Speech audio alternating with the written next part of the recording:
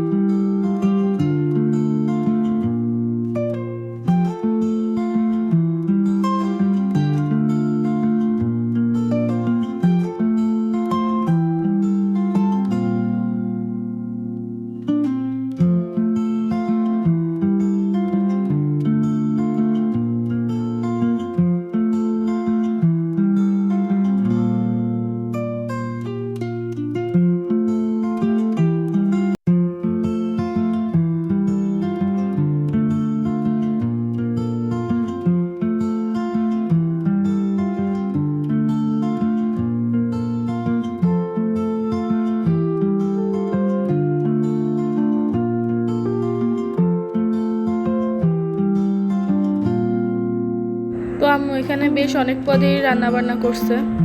আজকে আমি আম্মুর সাথে যাচ্ছি না হসপিটালে। আমার যে আপু আছে, টিচার আপু, ওনাকে নিয়ে আম্মু যাবে হসপিটালে আমার ফুফাতো ভাইয়ের ছেলের দেখতে।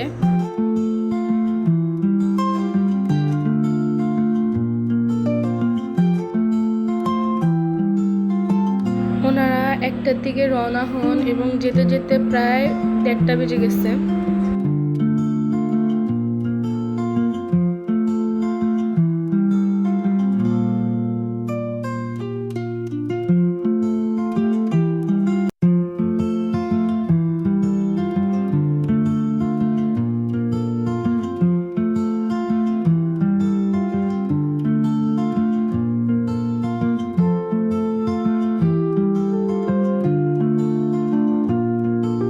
আমার আপু আর আম্মু চলে গেছে হসপিটালে, যে এখন আমার ভাবিকে দেখতেছে। ভাবি আল্লাহর রহমতে অনেকটা সুস্থ। আম্মু ওনাদের জন্য খাবার টাবার রান্না করে নিয়ে গেছে, বেশ পদে নিয়ে গেছে, কিন্তু যে দেখে যে ওনারা 2জন, বেশিরভাগ খাবার দাবারই আমরা নিয়ে আসছি।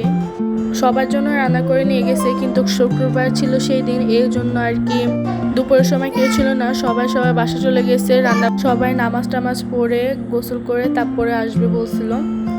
আমরা খাবার রেখে যেতে চেয়েছিলাম, কিন্তু ওনারা না করছে।